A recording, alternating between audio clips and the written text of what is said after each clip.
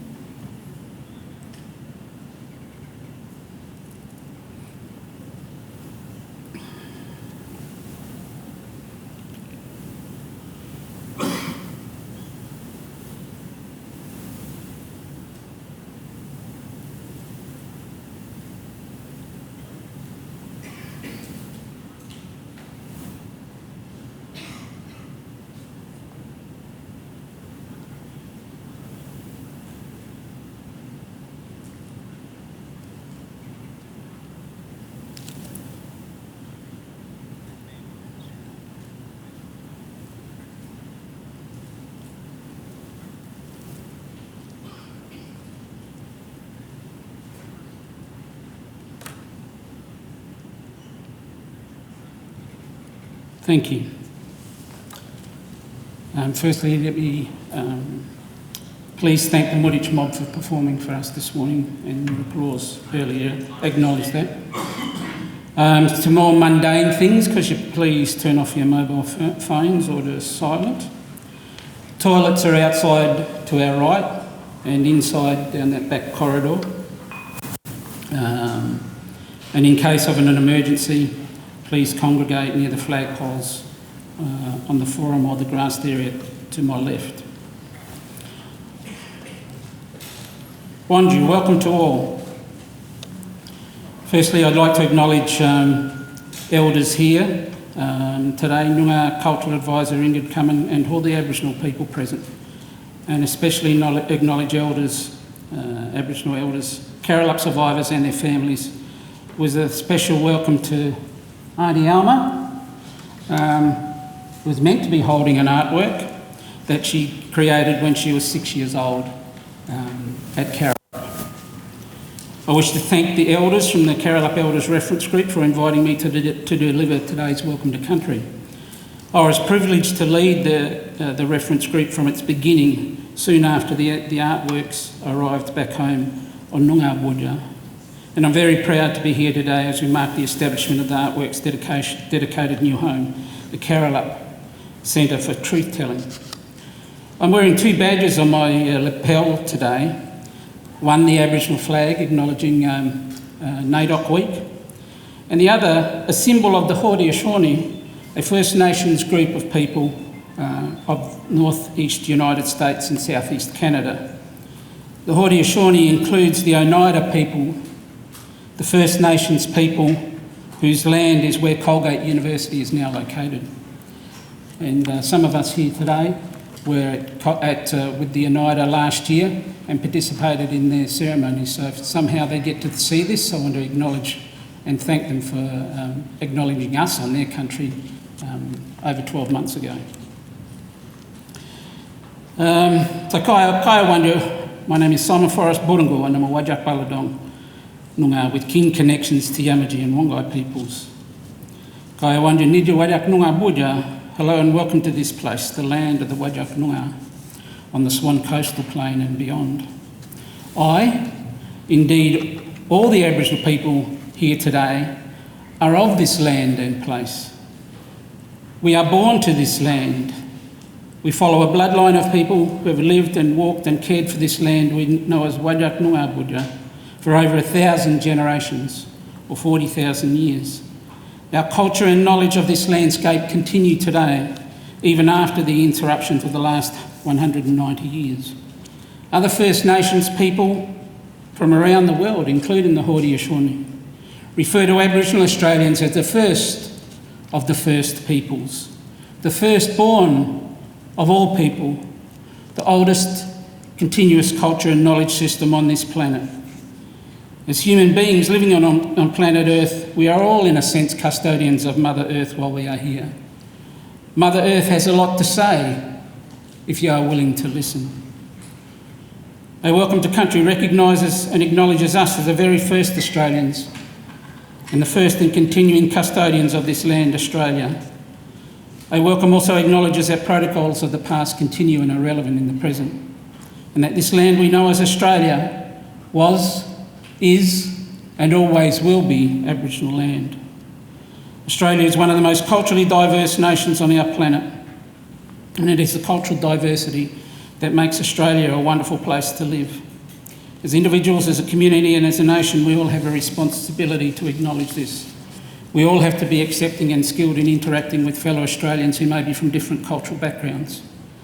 I, as an Aboriginal Australian, as a first Australian, embrace the cultural diversity of this nation, and in particular especially welcome people that have come to this country as refugees.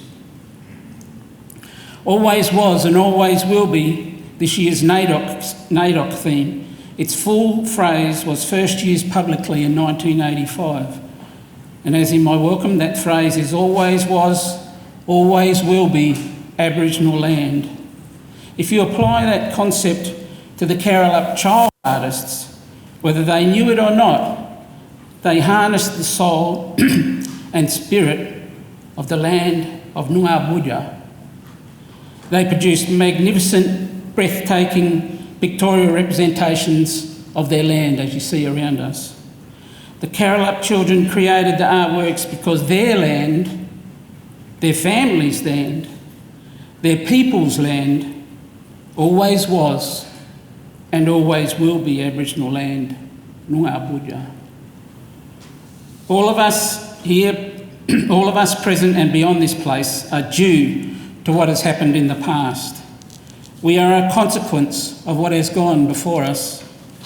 Today, right now, right here in this place and space, we are here because what has happened in the past at Carrolup. Those children have impacted and influenced the present in ways they could never have imagined. All of us here today, and those watching from afar, will ensure their legacy will carry on with the same significance, maybe more, into the future. Kaya Wanju, Nan Kual Salmon Forest Burungu, Kaya Wanju, Nijia Karanini Curtin University, Wajak Noongar Boodja, Nala Karich Noongar Carrolup Mort, Kain Karat Nidja Boodja, Nan Karich Noongar Kubali Borang Koraye, Budawan, and thank you.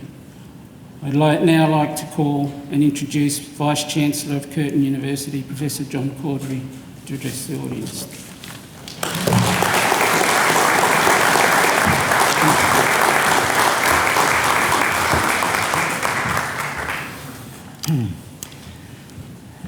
Thank you, Simon, for your welcome to country, and particularly for your leadership as the founding chair of the Carrolup Elders Reference Group. I'd like to acknowledge and welcome our guests. I'd like to welcome Elders and Indigenous guests, Ms Ingrid Cumming, Curtin's Noongar Cultural Advisor, the Honourable Kim Beazley AC, Governor of Western Australia, Mr David Gaynor, US Consul General, the Honourable Ben Wyatt, Treasurer, Minister for Finance, Aboriginal Affairs, Lands, and our local member in the seat of Victoria Park, Professor Peter Clinken, AC, Chief Scientist of Western Australia, Mr Meath Hammond, Head of Corporate Affairs, BHP, and all other dignitaries, donors, colleagues, and special guests. It is my privilege to welcome you all to Curtin University, to our John Curtin Gallery, for the establishment ceremony for Carrolup Centre for Truth-Telling. Before proceeding, I would especially like to welcome our small group of very special guests who have all survived from Carrolup in the 1940s, stolen generation survivors. Stolen Generation survivors, Auntie Alma Tumath, the only known surviving Carrolup artist who has travelled from Albany to be here today with her daughter Kathleen and granddaughter Denyen.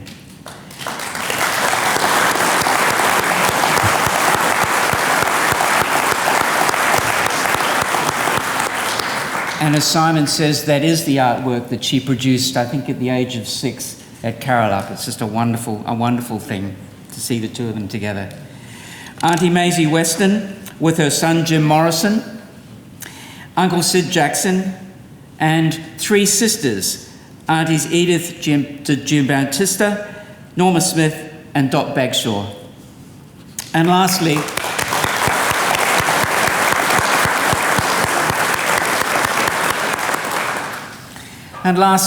I would also like to acknowledge Nolene White, the daughter of Carrolup headmaster Noel and his wife and teacher Lily White.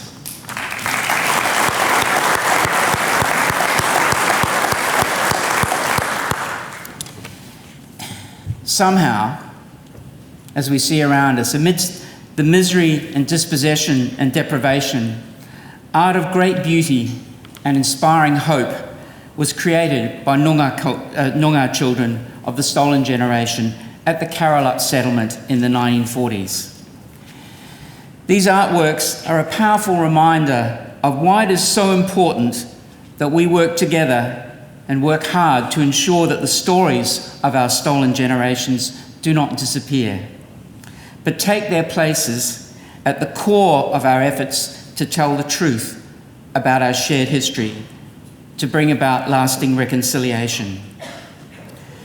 And they are the heart of the Carrolup Centre for Truth-Telling that will become Western Australia's focal point for truth-telling, healing and reconciliation. The vision of this centre has been and will continue to be shaped by elders far into the future. Although the centre is about much more than the Carrolup artworks, they are like a beacon. They are at its very core. As many of you will know, there are many remarkable events that led to these artworks finally returning here to Noongar Budja.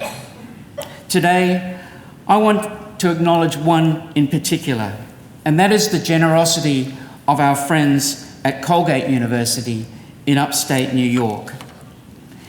Their vision and determination to repatriate these artworks to Noongar country, entrusting Curtin with the responsibility to care for them under the guidance of Noongar elders, has helped galvanise our resolve to act with renewed vigour on our ambitions for reconciliation. And in particular, I would like to thank Colgate's Professor Alan Percy Crowley, who led a seven-year-long effort to return these artworks back home. At this point, I'm honoured to share with you a video message we have received from Brian Casey, who is the president of Colgate University in Hamilton, New York.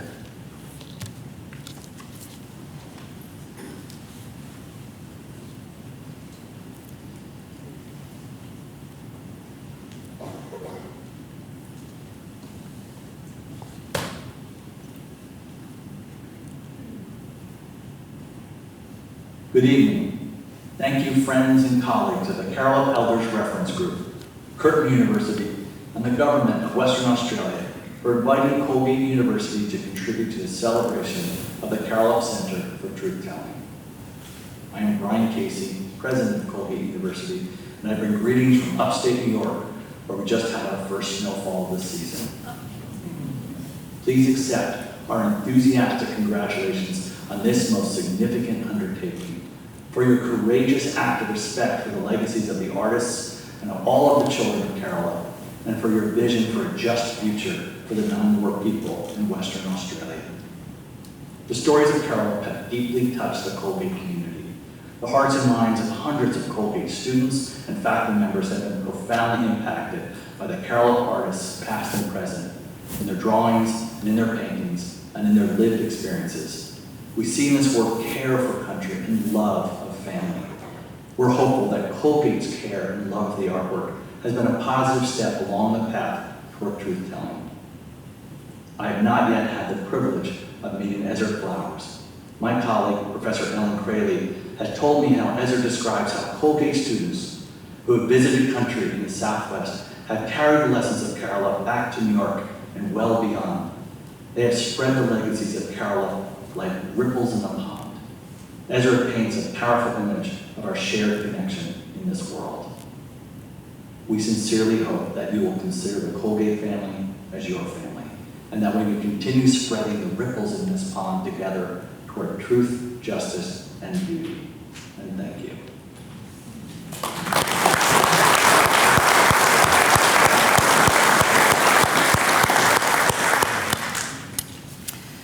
As well as the Carrolup collection, other groundbreaking research being conducted in the centre will enable healing for stolen generation survivors and the wider stolen generation story to be told. One is Professor Rina Tawari's Virtual Mission Environments, a digitally interactive project that will bring to life the experiences of stolen generations survivors of different mission sites across WA through innovative contemporary virtual reality technologies. Another is John Curtin Distinguished Professor Anna Habeck's Ancestors' Words project, bringing to light letters written to the state government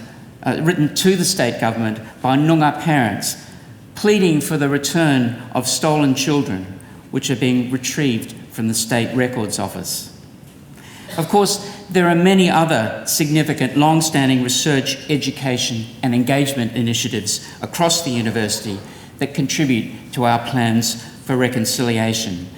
And many are led by eminent Indigenous staff, including Professor Kim Scott in Humanities, Professor Sandra Eads, Dean of Medicine, Professor Stephen Van Leeuwen, BHP Curtin Indigenous Chair for Biodiversity and Environmental Science, and Associate Professor Hannah McGlade from the Curtin Law School, to name but a few, that advance Indigenous knowledge, cultural resilience, social justice, and the health and well-being of our whole community.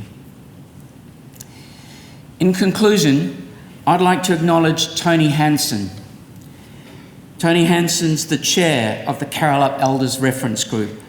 I'd like to acknowledge you, Tony, for all the work you've done to progress the centre with support from your reference group members, including those who've travelled far to be with us here today. Diana Coyne, Carmen Roberts and Gary Ryder, as well as those who are unable to be here today, Jeannie Morrison and Ezra Flowers.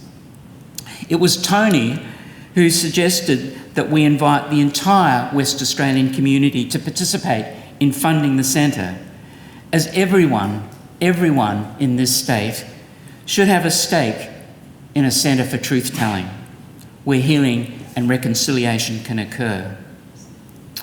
And I'm absolutely delighted to report that the vision and promise of the Carrolup Centre has sparked the generosity of nearly 600 donors since mid-September, with these donors including everyone from individual pensioners through to large corporates. We are confident that funding support will continue and that we will, over the course of the next 6 months, secure the financial commitments necessary to proceed with the construction of a beautiful and permanent home for the artworks and related exhibitions and programs. We look forward to activating the centre for people to come together as a place for excellence in research, in education and in engagement.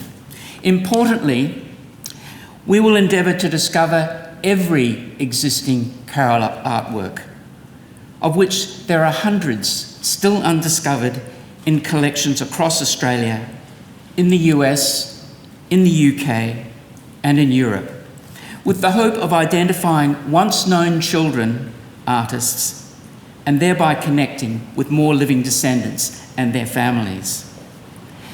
Only a few months ago, we were delighted to learn that 11 original Carrolup artworks discovered in a private collection in the United States are now being donated to Curtin to help bring them back together. I thank all those donors who have given thus far and all who are considering giving. It is now my great pleasure to introduce to the stage the Honourable Kim Beazley AC, Governor of Western Australia. The Governor will then be followed by Meath Hammond, Head of Corporate Affairs at BHP, who will offer a donor perspective. Thank you, Governor.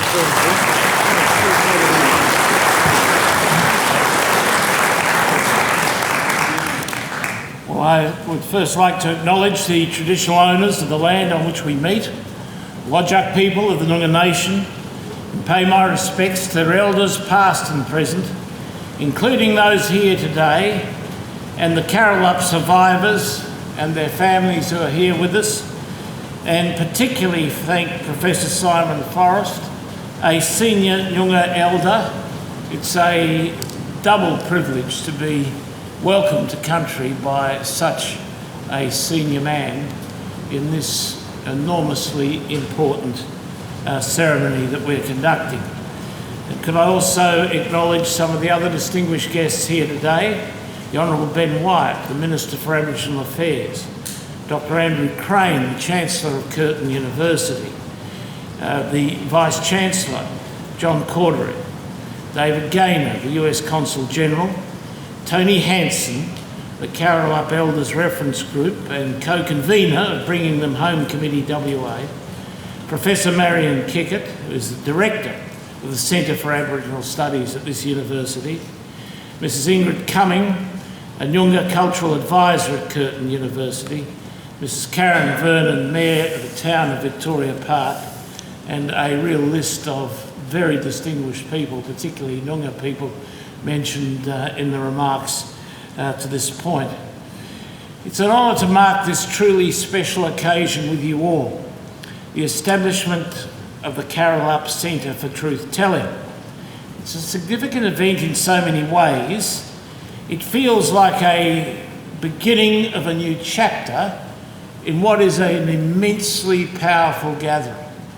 As I look around here, look around me, there's some very distinguished West Australians here, but there are, above all, some enormously powerful people from the Noongar community, the Aboriginal community more broadly.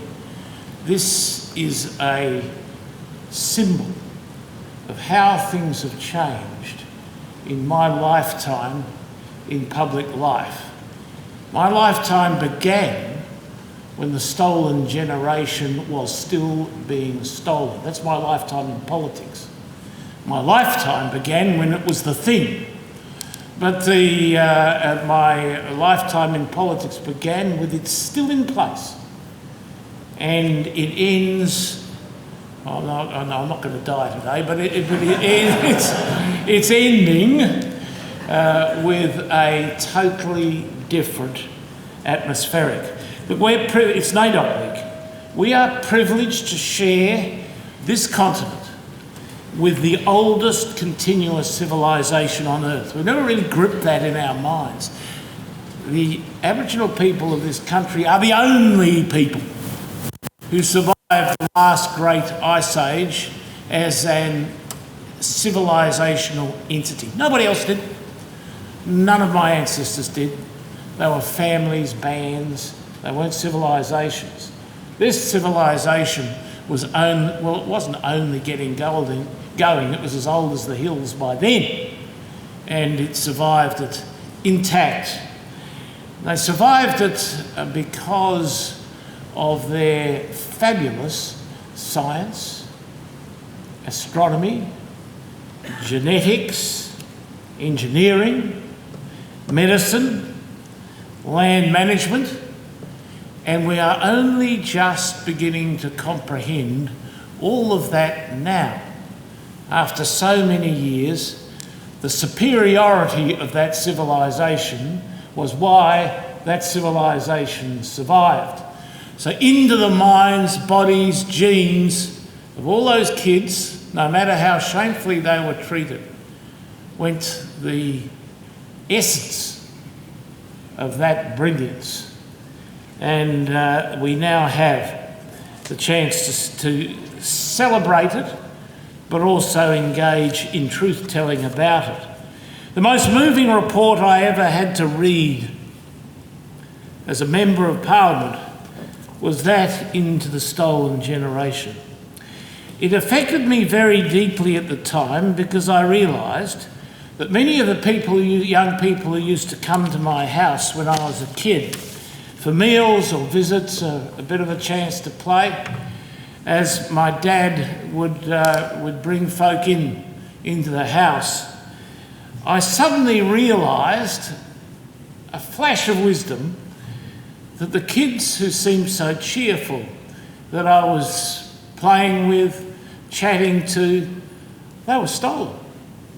And they were living the youthful experience of the kids who had been stolen. I couldn't bear it. What the Carrolup artworks do is expose, when you look at them, the souls of a huge number of kids who were affected and who sought to express themselves about what they remember of their culture in their young childhood. 6 years old, 8 years old, along there, they hadn't forgotten. They didn't know the stories, but they knew the bodies, and they knew what they did. The Centre for Truth Telling is a great thing, and will introduce us to an understanding of how Aboriginal people transform and heal communities. Centres like this are necessary remembrances for present and future generations. Now, we still are, the rest of us, of the same species that instituted a policy of separating children from their parents. And we always need to remember the pain that can be caused by ill-conceived policies. And we must always question the motives behind those policies. We can't afford as a society to become indifferent. The Centre for Truth Telling will help seal wounds that are still open.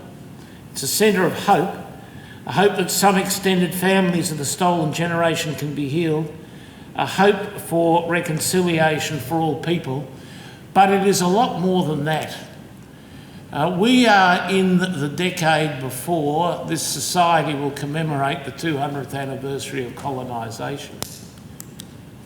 It is absolutely critical that over the course of the 10 years the story changes and that it becomes a much more rounded out and a inclusion within those commemorations, in particular of the people who took the hit.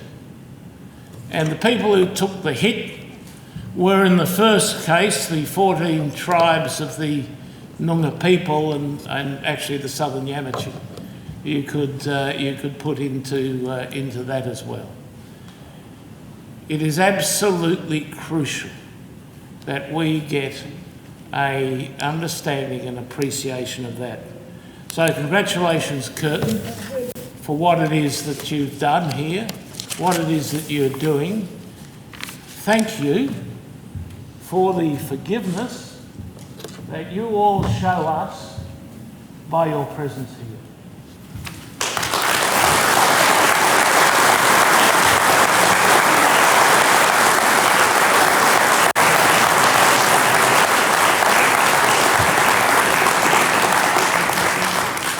Thank you, Governor, and I'd like to just acknowledge the distinguished guests who are here today. I'd also like to acknowledge the fact that we are standing here today on what always was and always will be the land of the Whadjuk people of the Noongar Nation. I pay my respects to their elders past and present, especially those here today, and I acknowledge and respect their unique culture, resilience and spiritual connection to the land that has been a source of sustenance and strength, and I recognise their contribution that they make to the life of this city and this region. I'm very grateful to be here. NAIDOC Week's theme this year is very powerful, always was, always will be. As the Governor has said, this continent has been home to Indigenous people for more than 60,000 years, the oldest continuous living culture in the world. Aboriginal and Torres Strait Islander people are Australia's first builders. They're our first farmers. They're our first astronomers. They are the first land managers, the first geologists, and indeed the first miners. Places like Wilgie Mia, Aboriginal people have been extracting ochre for over 30,000 years. It is in all our interests to hear the first voices of this country, because what they have to say is so deeply connected to this land. We, BHP, recognise that our activities impact on Indigenous people, and we're committed to working together to ensure that we are an enabling partner and that we positively contribute to the realisation of the rights of Indigenous peoples.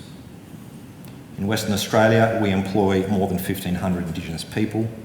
We work with Indigenous businesses, and we have partnerships with Indigenous communities across this country. We greatly value those relationships. We've thought long and hard about what we can do to strengthen those relationships. They must not be based on histories that are incomplete or silenced. Truth-telling is a big part of this. The processes of truth-telling insist that all voices be heard and respected, and that those of Indigenous Australians are no longer silenced. Listening to those voices with open hearts and minds is an act of profound ethical importance to us. It is for these reasons that BHP is honoured to have been invited to provide support to the Carrolup Centre for Truth-Telling. We've been asked to help support the ongoing research and engagement that Curtin is well known for, to accelerate and deepen its impacts through truth-telling. This will involve discovering other Carrolup artworks and also nurturing and supporting the many families connected to and relationships around these artworks. Our funding is helping with the digitisation of these images so that they can be shared with the rest of the world. We're also being given the opportunity to support Professor Tuwali's virtual mission environment project, transforming the lives of stolen generation survivors and their families by enabling healing through the innovative use of new technologies. And Professor Anna Habig's Ancestors' Words projects, a very important way of revealing the truth. We believe strongly in the Centre's vision to deliver significant education, research and community outcomes that will make a significant contribution to the healing of stolen generations, survivors and their families. So too, to the nearly 600 donors whose names appear on the wall behind me. One of these donors, named Kathy, whose grandmother was a stolen generation baby, has said, "We need these stories to be heard and felt by the people so that the truth gets told and understanding really happens." Another donor named Gerard has said, "I'm so very honoured and pleased to be able to help with the rebuilding in walking hand in hand and on this journey of repair." And many other people have said that it's given them such great pleasure to be part of the ability to support this centre.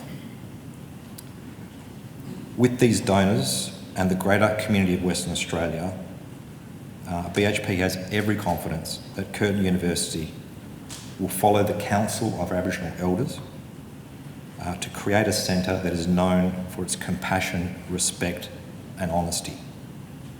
So on behalf of all donors, on behalf of all BHP employees, thank you for inviting us to be part of the Centre for Truth-Telling.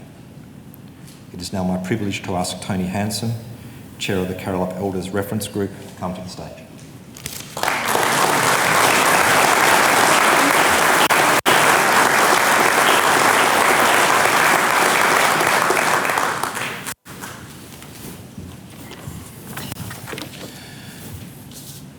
Thank you, Meath. I'd like to acknowledge Elders past and present. Also, thank you, Simon, for the welcome to country. Acknowledge our distinguished guests here today, and thank you to the Carrolup Elders Reference Group for your work and support and ongoing partnership. Alma Tumaith, may I ask you to join me for the establishment ceremony. And may I also ask Chris Malcolm, Director of John Curtin Gallery at Curtin University, to join us too.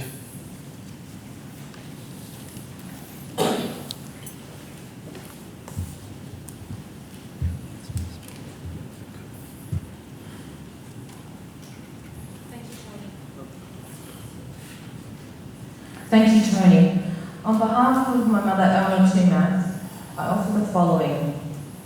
Chris, will you promise, on behalf of Curtin University, to protect these artworks and ensure they are always accessible to all Aboriginal and modular people across Western Australia, Australia and the world?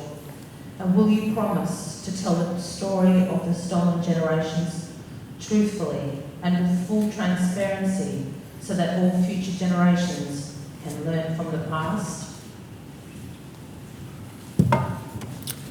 Auntie Alma, it is one of the highest honours of my life to be asked to make this promise, and on behalf of Curtin University, I give you our word.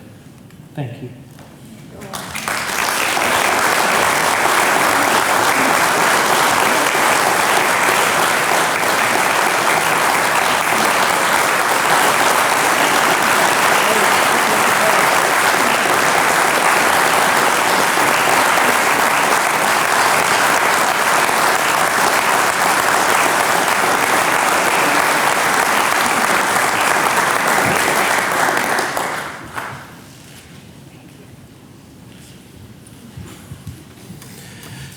Thank you, Chris. Thank you, Auntie Yelma, and thank you, Kathleen. Vice-Chancellor, with your permission, I am joined by the Carrolup Elders Reference Group and the Carrolup survivors, past and present, in declaring the Carrolup Centre for Truth-Telling officially established. May this centre always strive to bring the hearts of all people together in our highest purpose, namely to keep our families whole and our entire community kind and accepting.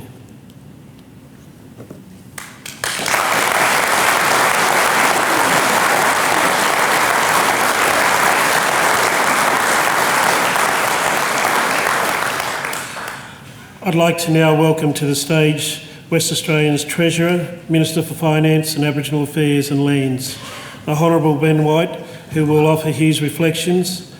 Ben then will be followed by Professor Marion Kickett, who will offer a vote of thanks. Thanks, Ben.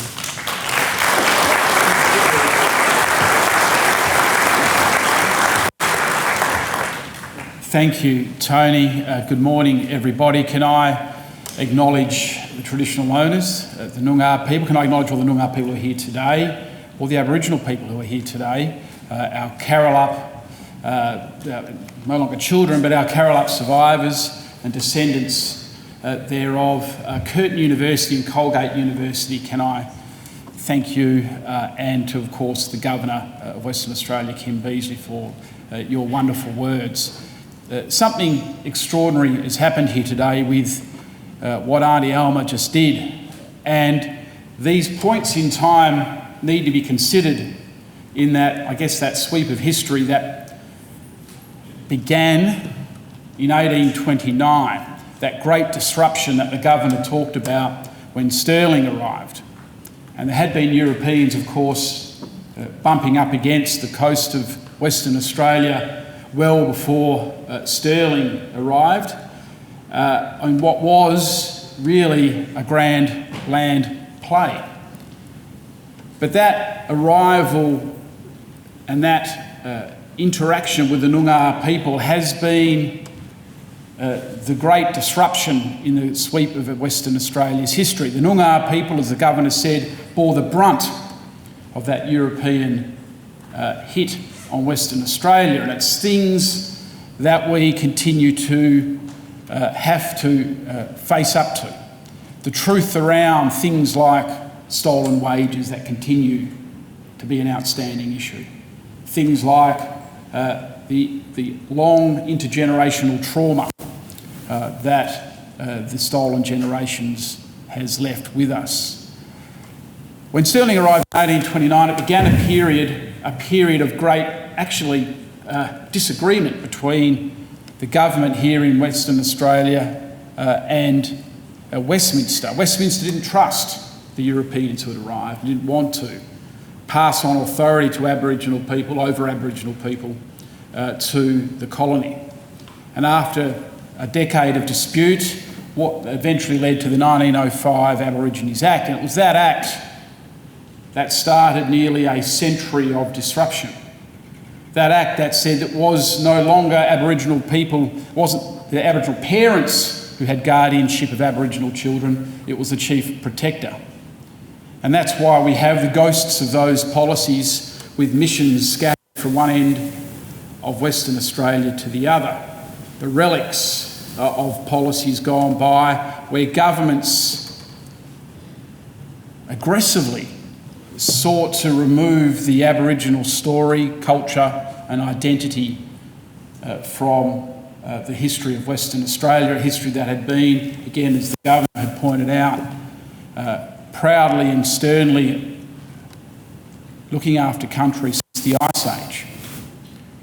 And so when we look at this art on the wall this morning, we think that in the trauma of all of this, the great strength of governments to try and control the lives and disrupt the lives and remove the lives of Aboriginal people, that out of that we have this incredible story of resilience, of pride and of beauty that is the Carrolup art. When Noel White arrived at Carrolup in 1945, and I acknowledge Noel's daughter who's here, he came across a school, a ramshackle school, malnourished kids, really a group of children who were broadly ignored by the government, and turned that into one of the great stories that to emerge out of the stolen generation. When that art, taken to England, Florence Rutter arrived, took it to England and eventually ends up in the hands of Herbert Mayer, and then, of course, in storage in the Colgate University, finally to make its way home here to Curtin University. It highlights that resilience that the Noongar people have had and the fact that they fought that great effort of assimilation, of removing that Aboriginal story. And all those who are here today, Auntie Alma, those that have shown that resilience and determination to uphold culture, to ensure that despite the best efforts of governments until as recently as the Governor's own lifetime, to remove that Aboriginal story is quite extraordinary and is something that we need to celebrate. The fact that we are here in NAIDOC Week with the theme always was, always will be, that assertive control, that assertive declaration that not that long ago was a very hostile political statement received with great anger and pushback by governments in Australia not that long ago. But today, always was, always will be, that assertive declaration by Aboriginal people who have survived one of the great efforts of removal is something that we need to celebrate. And always was, always will be is something in the hands of all Western Australians, something that we can celebrate. And so to Curtin today, you have created something that in my father's lifetime, a member of the stolen generation, he certainly never thought he would see, where we can tell the truth and create an environment of acceptance that what governments had tried to do, how Aboriginal people have fought and survived, and how Aboriginal people often during this time, the impacts of the trauma of that period of history is very raw, and it was certainly very raw to my father, who never, even at the end of his life, was able to really share with me or my sister the truth of what happened to him. These are personal journeys, but they are, of course, the story of Western Australia. So to Curtin, to Colgate, to the Aboriginal people in this room, you have created today something quite extraordinary and something that I think will be held in great pride in Western Australia. Thank you.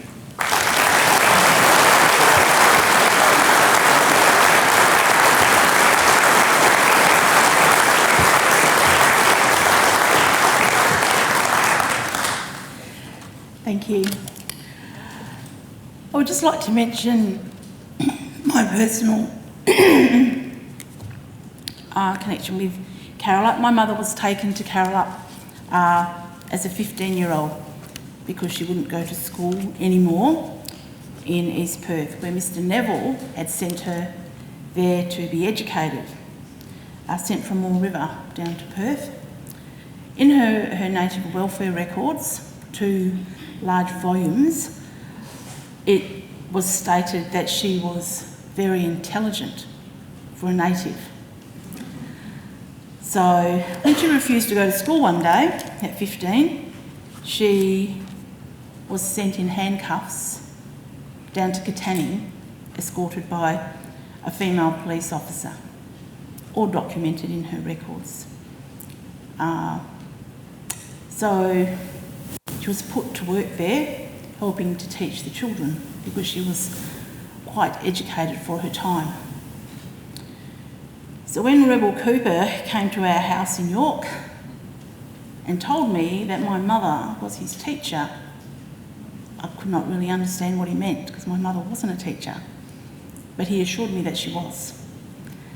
And it was years later that I did research and found that that's what she did. She was put to work while she was at Carrolup to teach all the little children. And all their names I see on the walls here with their art brings back all the memories of what she told me. So when I look at the past, it's really a wonderful day today, and the acknowledgement of the artists and of Carrolup in a positive light, in a much more positive light. I want to thank all the participants in the proceedings today. Thank you all for coming. Also want to thank the donors today as well. As the Director of the Centre for Aboriginal Studies, it gives me great pleasure to announce on this NAIDOC week, rare in November, occasion for our new Indigenous Learning Centre, or Circle. It's also known as the Yarning Circle. This is an outdoor venue that will be used for on-country and integrated learning experiences for Curtin students, staff and the greater community. It is a space to pause, meet, reflect and of course have a yarn. We would like to invite you all, everyone, for lunch near the Yarning Circle, and I ask that you follow the directions of staff to find your way there. Thank you all again for your attendance and I hope you enjoy the lunch.